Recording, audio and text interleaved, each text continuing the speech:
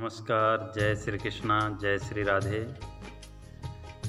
विद्यामित्रं प्रवासेषु भार्यामित्रं गृहेषु च व्याधितस्य औषधं मित्रं धर्मो मित्रं मृतस्य च। हमारे शास्त्रों में ऐसा कहा गया है कि यदि हम अपने घर परिवार से दूर हैं, प्रदेश में हैं, विदेश में हैं, तो उस समय पर हमारा सच्चा मित्र हमारे गुण, हमारा ज्ञान अर्थात हमारी विद्या ही हमारा सच्चा मित्र होती है। क्योंकि ऐसे स्थानों पे आपके मित्र आपको धोखा दे सकते हैं, लेकिन विद्या ही एक ऐसा गुण है जो कि आपको कभी भी धोखा नहीं दे सकती। विद्या मित्रम प्रवासेषु भार्या मित्रम गृहेषु च।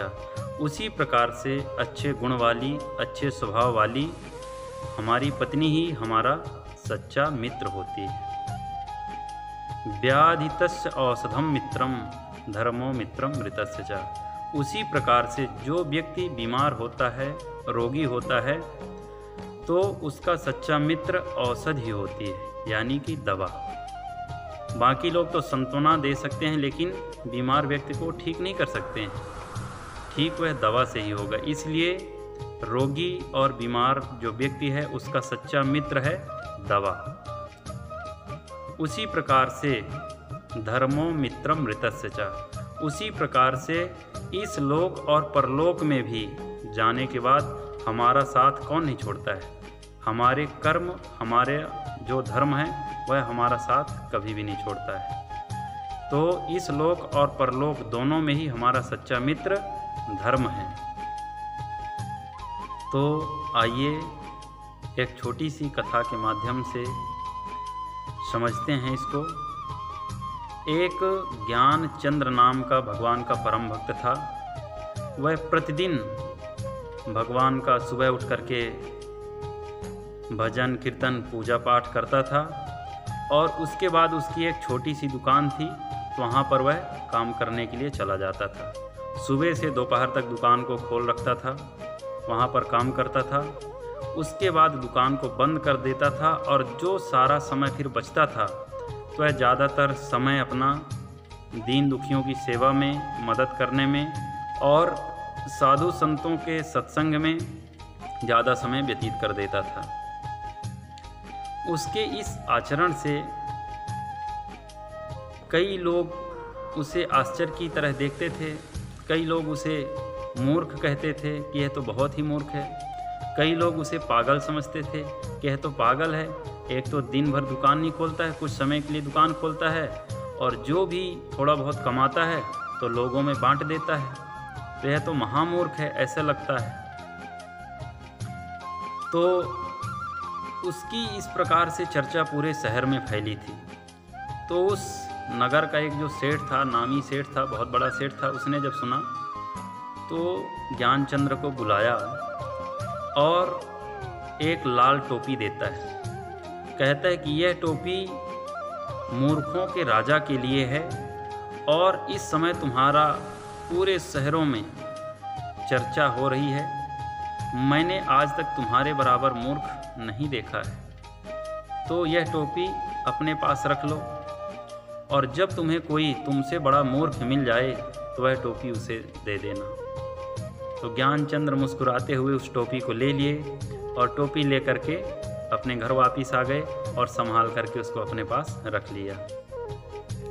कुछ दिन बाद वह जो नामी सेठ था बीमार हो गया। यह जब खबर ज्ञानचंद्र ने सुना तो उससे मिलने के लिए जाते हैं और उनसे हाल चाल पूछते हैं। सेठ जी कहते हैं कि अब हाल चाल क्या कहें, बस अब तो कुछ ही समय बचा है, पर लोग जाने की तैयारी हो रही है। तो ज्ञानचंद्र ने पूछा कि सेठ जी, आपने कहा कि परलोक जाने की तैयारी हो रही है, तो वहाँ की तैयारी के लिए पहले से कुछ लोगों को भेज दिया है कि नहीं भेज दिया है, जो आपकी सब व्यवस्था कर रखें।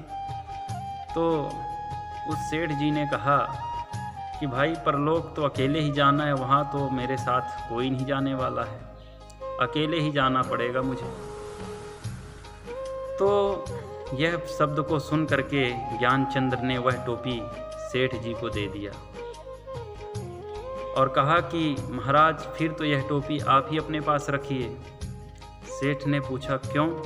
बोले महाराज, जब आपको पता है कि हमारे साथ परलोक में कोई नहीं जाने वाला है, न कोई नात, न रिश्तेदार, न घर, न परिवार, न यह धन और दौलत, जब कोई नहीं जाने वाला है, तब आप लालच में आ कर के और इन लोगों के लिए यह धन, सुख की वस्तुएं एकत्रित करते रहे, पाप कमाते रहे, कभी भगवान का भजन कीर्तन नहीं किया, लोगों का मदद नहीं किया और अपने परलोक की तैयारी नहीं की। तो अब आप ही बताएं कि सबसे बड़ा मूर्ख कौन है?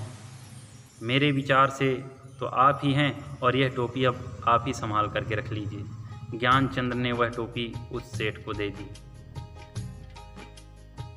तो इस कथा से हम सभी को एक बहुत बड़ी सीख मिलती है कि हम सभी को अपनी दिनचर्या किस तरह से जीना चाहिए।